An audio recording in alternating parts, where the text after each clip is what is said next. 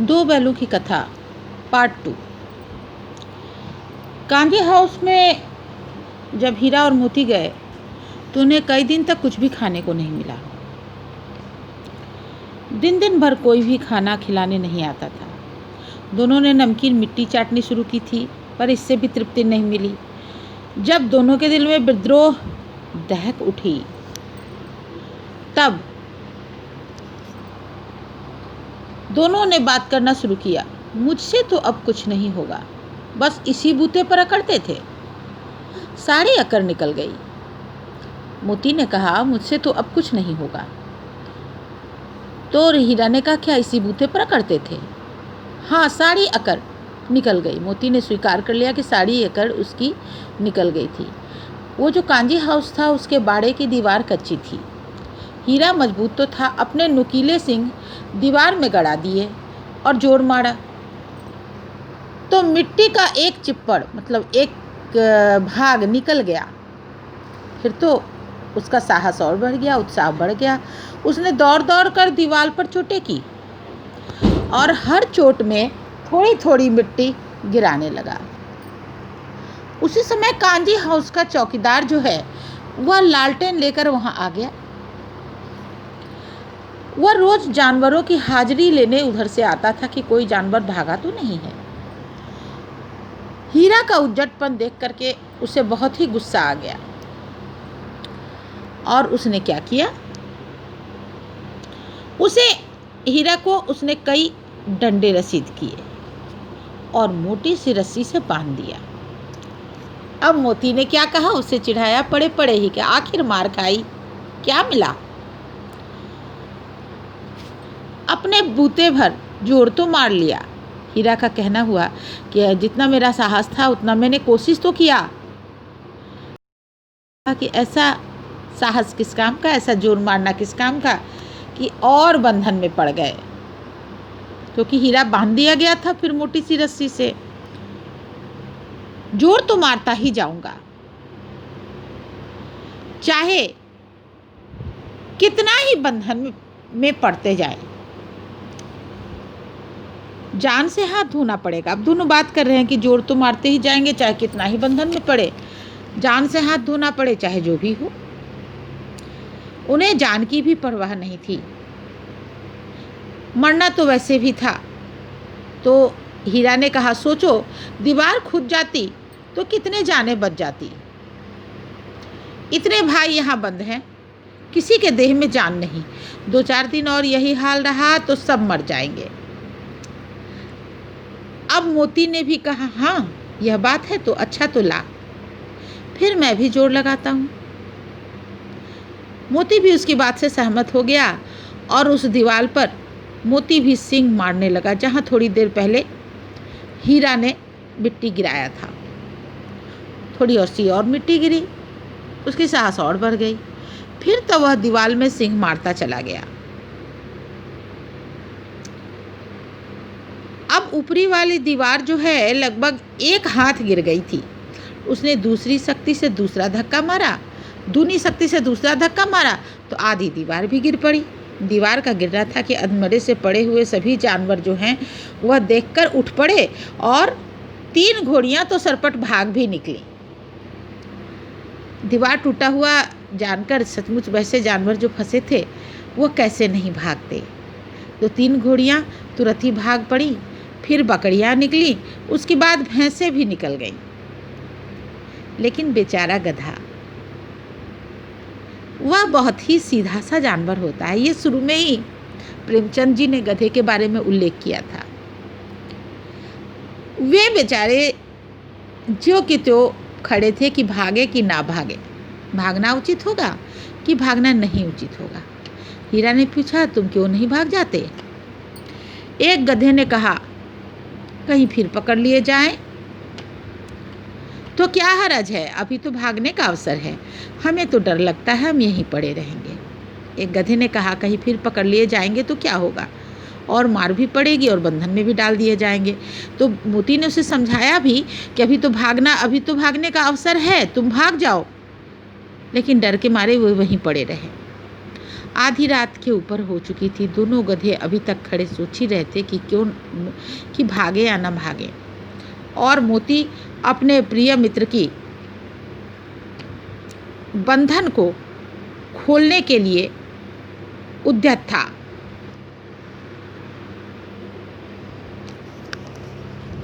वह हीरा के बंधन को खोलने की कोशिश कर रहा था,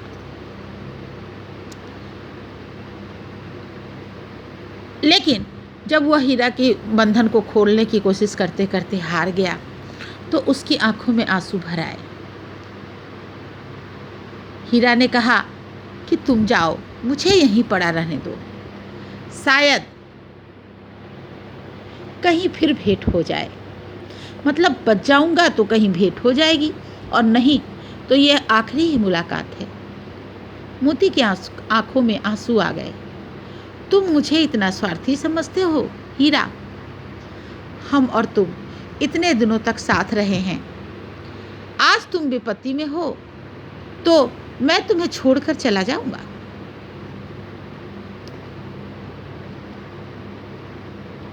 हीरा वहां से नहीं जाता है। हीरा ने कहा, बहुत मार पड़ेगी। चूंकि मोती ने, हीरा तो बंधन में था, तो वो देखकर यही लगता कि हीरा ने तो तोड़ा नहीं, तो कौन तोड़ा? मोती ने तोड़ा। तो यही कहा हीरा ने, इसीलिए कहा कि बहुत मार पड़ेगी, लोग समझ जाएंगे कि यह तुम्हारी ही शरारत है। मोती गर्व से कहा, जिस अपराध के लिए तुम्हारे गले में बंधन पड़ा, उसके लिए अगर मुझ पर कुछ मार भी पड़ जाए तो क्या चिंता है? इतना तो हो ही गया कि 9-10 प्राणियों की जान बच गई। सच में इतना तो हो ही गया था कि 9-10 प्राणी जो हैं वह बच गए थे, वह भाग गए थे। गाय, भैंसे, घोड़े, बकरियां, ये सब तो भाग ही गए थे। अब मोती ने दोनों गधों को सींग मार मार कर बाड़े से बाहर निकाल दिया और तब अपने बंधु के पास अर्थात हीरा के पास आकर सो गया। भोर होते ही मुंशी और चौकीदार और अन्य कर्मचारी सभी वहां आए। उनमें कैसी खलबली मची, इसे लिखने की ज़रूरत नहीं थी। सभी परेशान हो उठे थे क्योंकि उतने जानवर एकाएक ही भाग गए थे।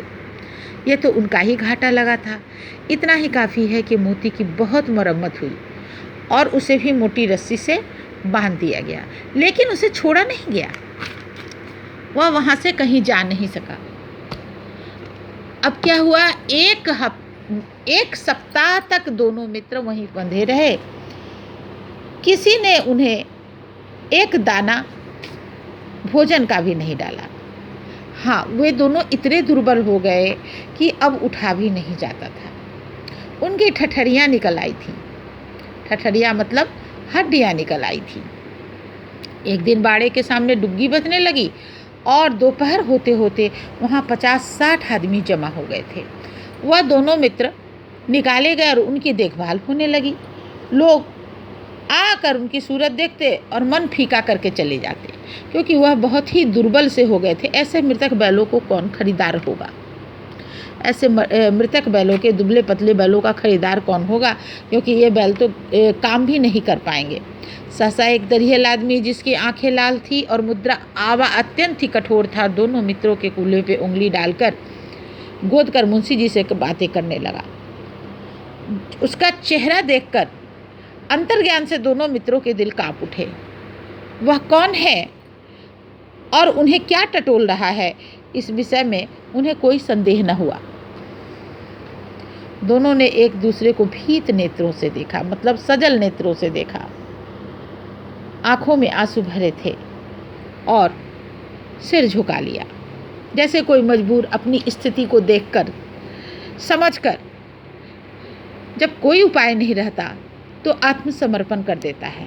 हीरा ने कहा, गया के घर से नाहक ही भागे, अब तो हमारी जान भी नहीं बचेगी। मोती ने अश्रद्धा के भाव से उत्तर दिया, कहते हैं भगवान सबके ऊपर दया करते हैं, उन्हें हमारे ऊपर कभी दया नहीं आई।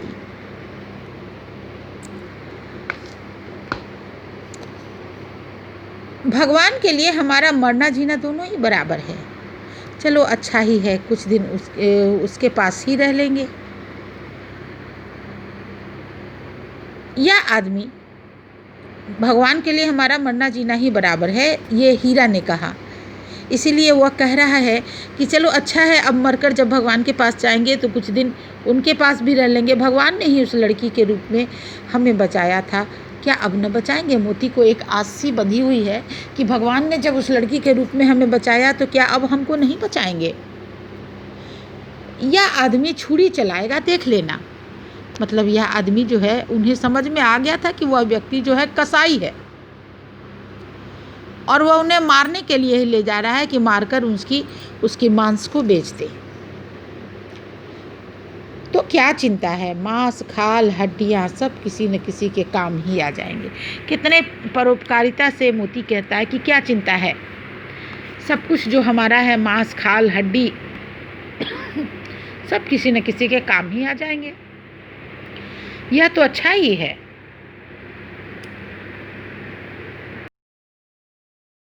चल पड़े थे। दरियल उन दोनों को खरीद कर लेकर चला। दोनों की बोटी बोटी कांप रही थी। सचमुच मरने की बात करना और मरने का इंतजार करना, ये दोनों ही बहुत साहस का काम होता है। बेचारे पांव तक नहीं उठा पा रहे थे।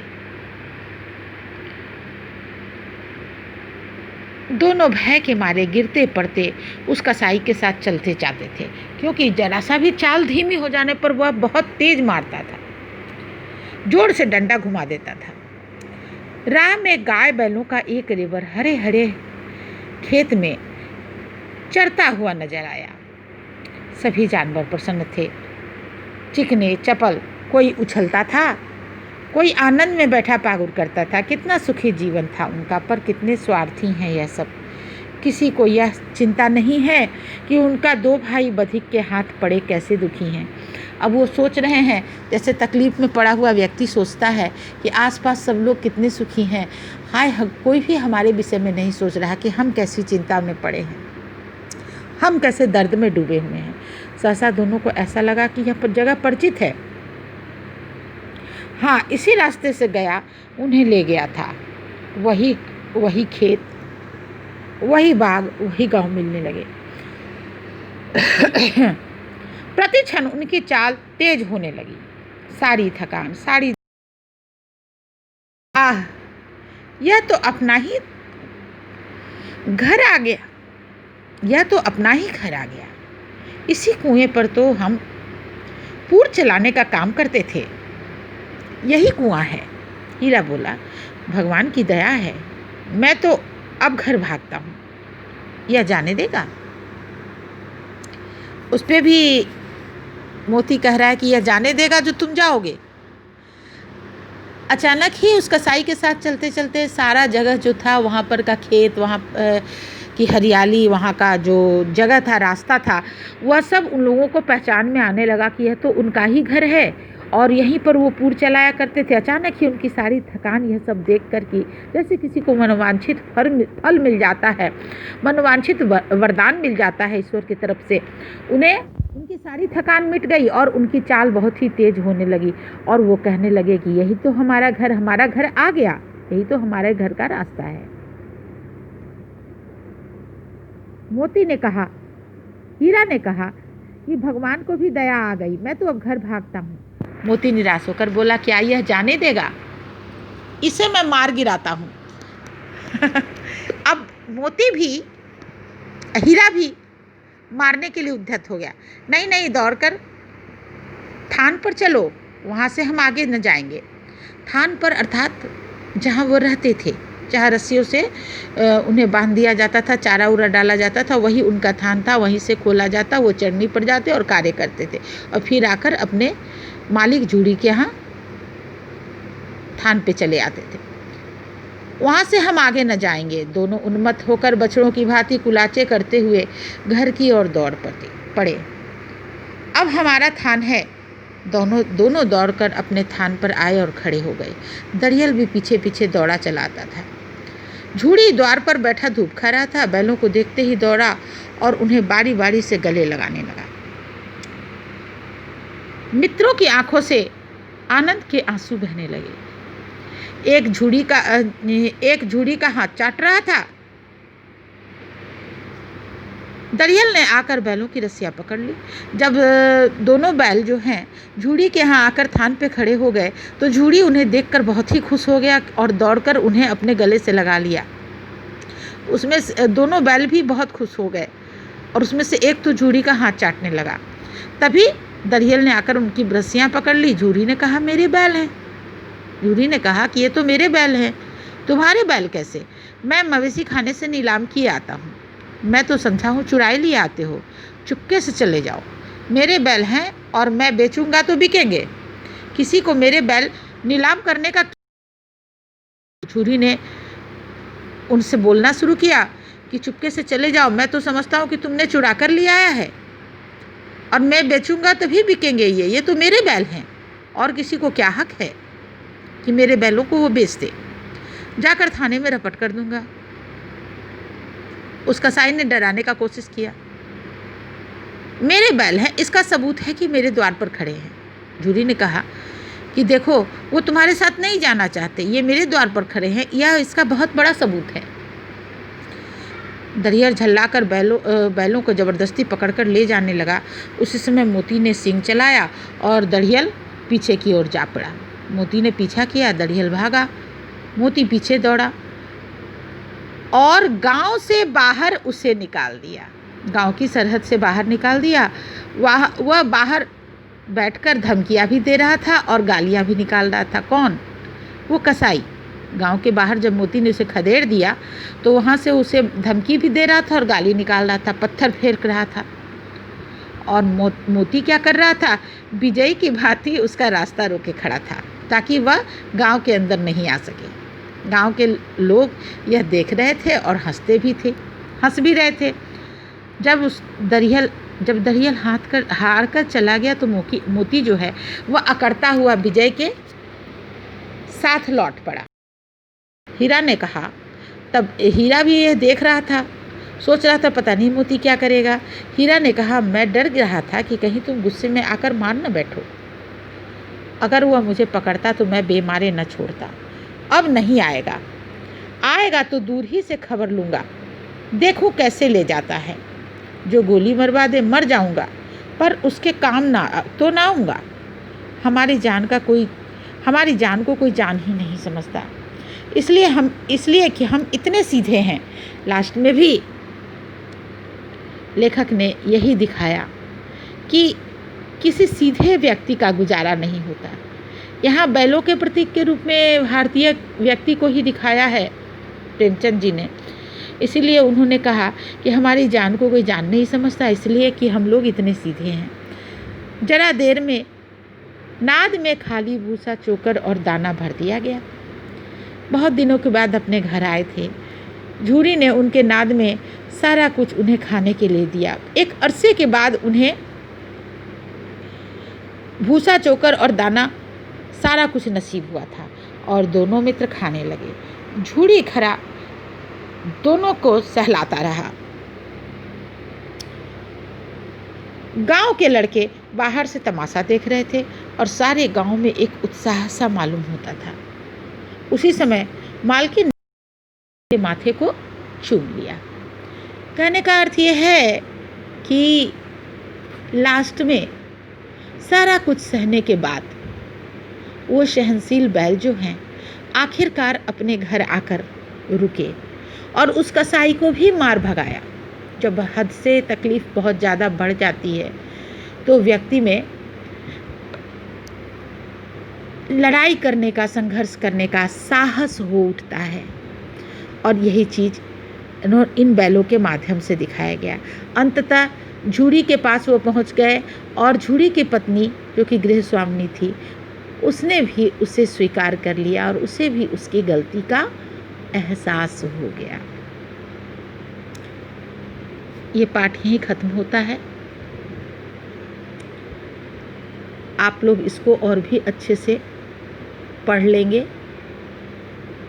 जब दोबारा इसे पढ़ेंगे और इस वीडियो को देखेंगे तो और भी अच्छी तरह से आपको समझ में आ जाएगा।